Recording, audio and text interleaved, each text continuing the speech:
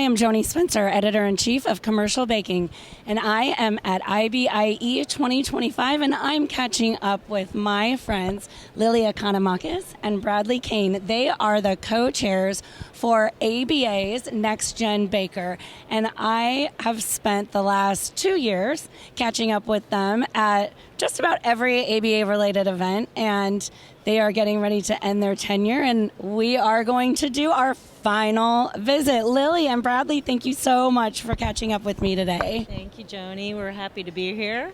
Yeah, thank you. Happy to be here. So, okay, we've talked about a lot over the past couple of years while you both were leading, and your tenure, like I said, is about to end, and you're going to pass the torch to the next co-chairs. Let's take a little time to reflect. What would you say was the biggest change that you saw in the industry or in the NextGenBaker group since you stepped into the leadership role? Bradley, I'm going to start with you. I think that's a pretty tough one, but I think the biggest change really is how much it's grown over the past 3 years. I think it's gotten a lot larger, a lot more people involved, and I think that's probably the biggest change that I've seen. Okay, yeah, I would agree. The crowd, especially at like the brunch, the first timer NextGenBaker brunch at ABA convention, has just gotten bigger and bigger and bigger. Lili, what about you? What's the biggest change you've seen? Well, I think it's the way that it's developed over the years as well, how ABA has been instrumental in making those changes in terms of being upfront and current to what's going on in the industry. So every time we have a NextGenBaker meeting, it's currently about what's going on in the industry and what we can do to make it better. Okay, all right, so another question. What would you say was your favorite moment of your leadership time with NextGenBaker?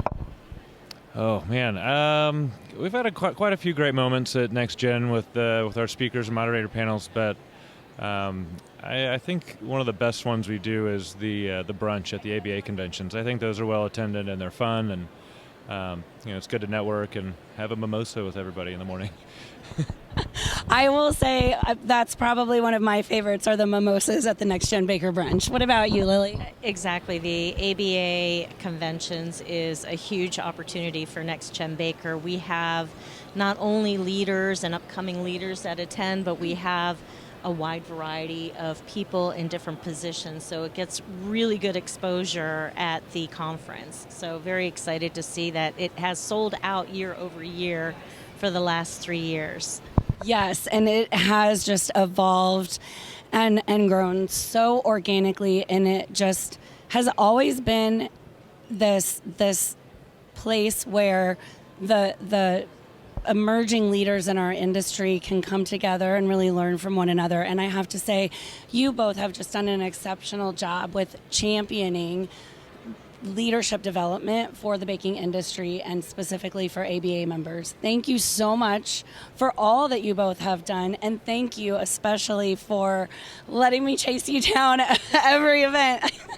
I would say that's probably one of my favorite memories, is just being able to get together with you guys and reflect on what NextGenBaker is up to. And then I also just have to say, I also want to call out the change in footwear over the past few years. We're all allowed to wear comfortable shoes now. Right. Bradley, Lili, thank you again for your leadership and your commitment to ABA in the industry. Well, thank you. I appreciate it. Thank you, Joanie. We couldn't have done it without you.